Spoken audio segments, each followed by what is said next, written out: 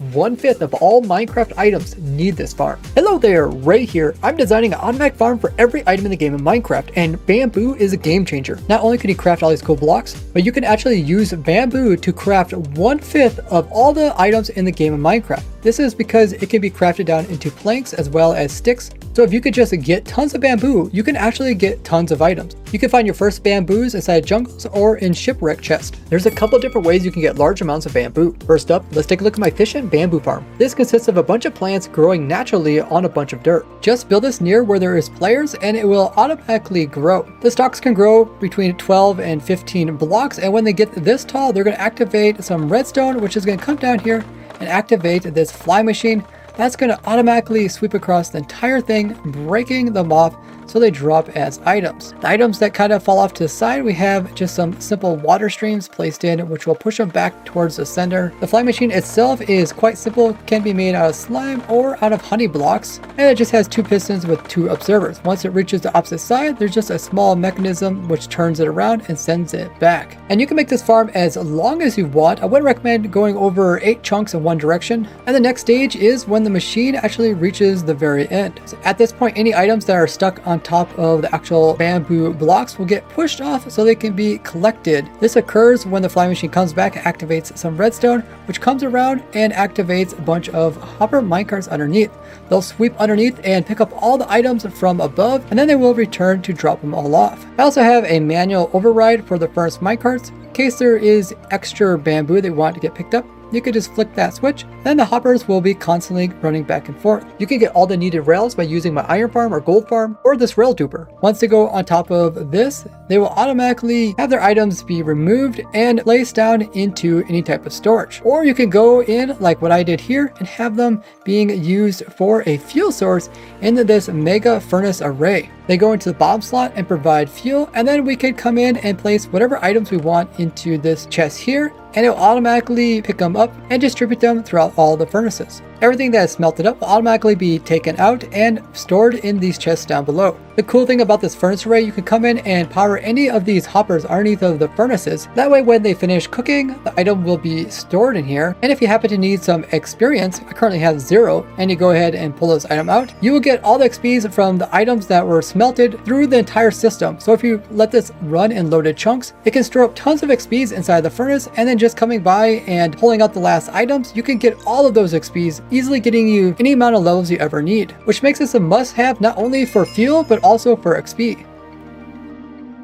If you're low on slime or honey, I also have a smaller version of it. It works the same way as the other one, where it just activates when it grows so tall, and it just sweeps through, breaking them off and collecting all the items underneath with a hopper minecart. This one I just use a single one, and of course you can really cheapen up by spacing out the power rails. If you do find any items getting stuck on top, you can always build the walls taller, or you can come in and build in the water to sweep the items to the center so they get collected. And this one's great for smaller bases, or if you just need less wood or fuel or XPs. And the end here is a bit cheaper too, just using a single hopper minecart and a smaller system, but does the exact same thing as the other one, where you can do all the same features. With the addition of mud blocks, it means we can make some new types of farms, such as like my easy AFK fern farm, where anything broken on top can easily be picked up through the mud block using hoppers. Using the same mechanic, I designed a new type of bamboo farm that doesn't even need hopper minecarts. It's based off of the same mechanics as my previous one, where you either have the bamboo naturally grow up and then get broken off with a piston, or you have it being bone milled and then also being broken by piston and collected. So first off, we're going to come in with our lovely mud block here, and we're going to have our bamboo that actually grows right above it. So when it breaks off, it can easily be picked up by the hopper underneath and all the items put into this lovely barrel. We're going to have another hopper over here to prevent items from clipping out. Now we're going to encase this entire thing with glass, because one thing is when pistons move all about, they have a tendency of making items actually clip outside the area. To pick up any items that might get clipped out, we also have a hopper which is going to be sitting just underneath this piston, because sometimes items try to clip through the piston and that hopper will pick those up. We're going to have a grindstone so items don't sit on top of the piston. We're also able to escape if they get stuck in behind the piston head when it's moving back and forth. Now we're going to continue the glass upwards, and we're going to place glass here as well as over here. And this is just going to be the final areas where the bamboo can grow. Now we're going to close this side off so the items don't sneak out through this corner. And on this side, we're going to have a sticky piston, which is going to be used to turn it on and off. In front of that, we're going to have one observer pointing upwards, and we're going to have one also pointing downwards. Then we're going to have this one be a solid block. And down here, we're going to have another block where we're going to have redstone. This redstone is going to be pointing over to where we're going to have our dispenser. So we remove that block and place in the dispenser. It's going to be pointing directly into the bottom of the bamboo, ready to bone mill it. Now you just come in and add in your on and off switch for this piston right here by having a lever in the back. Now we're ready to place in our bone mill. You can always add in more hoppers and storage to put as much as you need.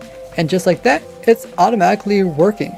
And because this farm runs on bone mill, you don't need the player with their random ticked area around them. Then you can hook it up with my infinite bone mill farm. This can also run without players, so you can build this inside of spawn chunks and it can run 24/7 on server. You can also tile this as much as you want, and this also means that my azalea tree farm, which is infinitely automatic, used to be the best way to get tons and tons of wood. But as you can see, this thing is much more complicated than just coming in with a simple bamboo farm. This also needs TNT dupers to be infinitely automatic, but now with bamboo, we don't even need these. Now when you do turn this off over here, you might have items that get stuck on top of the piston there, and we just have a lever here. Once we do this, items will fall downwards and be collected.